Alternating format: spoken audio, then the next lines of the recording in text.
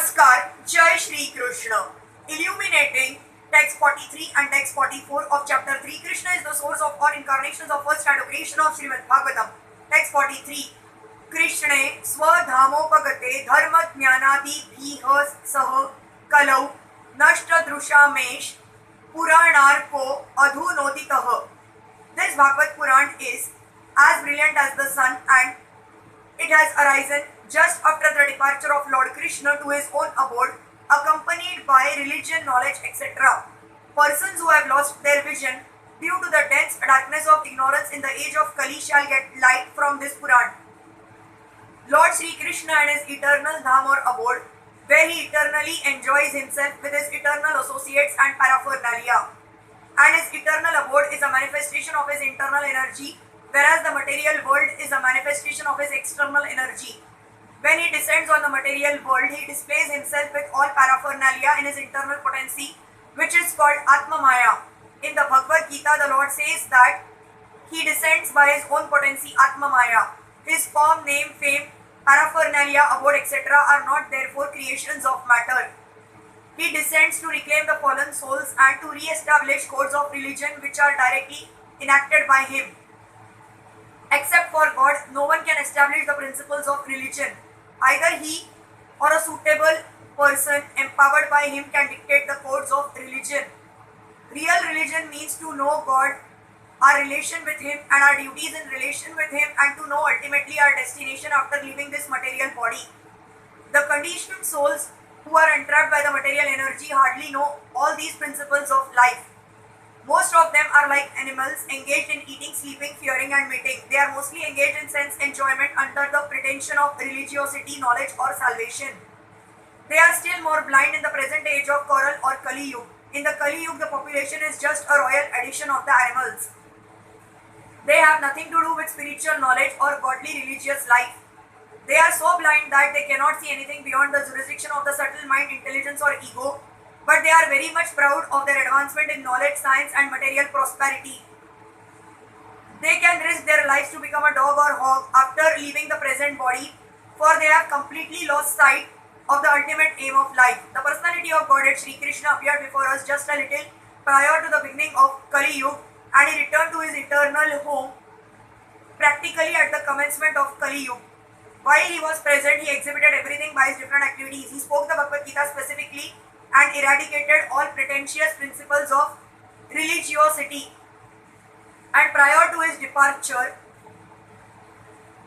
from this material world, he empowered Shri Vyasa through Narad to compile the messages of the Srimad Bhagavatam, and thus both the Bhagavad Gita and the Srimad Bhagavatam are like torch bearers for the blind people of this age. In other words, if men in this age of Kali want to see the real light of life, they must take to these two books only, and their aim of life will be fulfilled.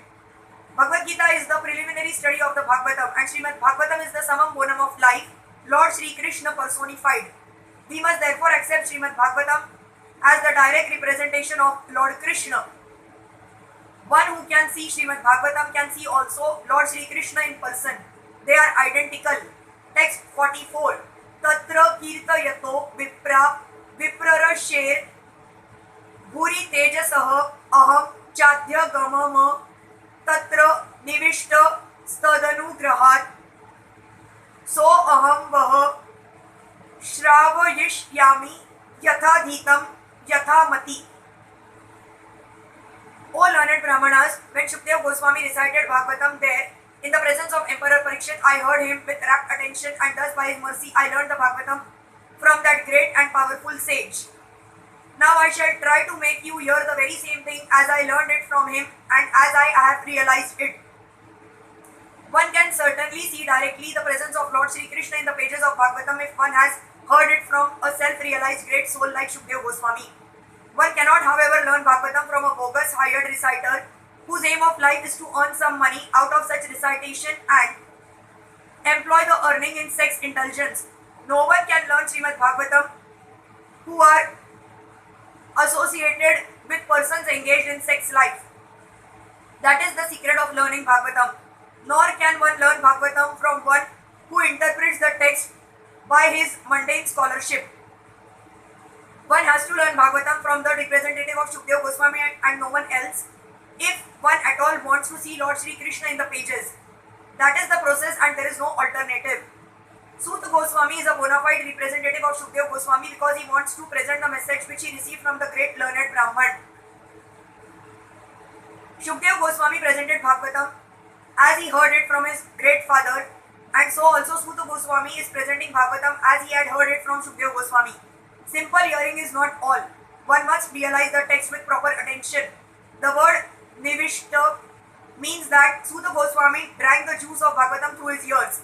That is the real process of receiving Bhagavatam. One should hear with rapt attention from the real person and then he can at once realize the presence of Lord Krishna in every page.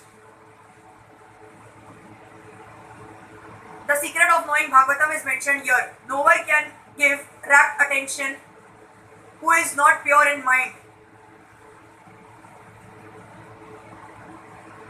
No one can be pure in mind who is not pure in action.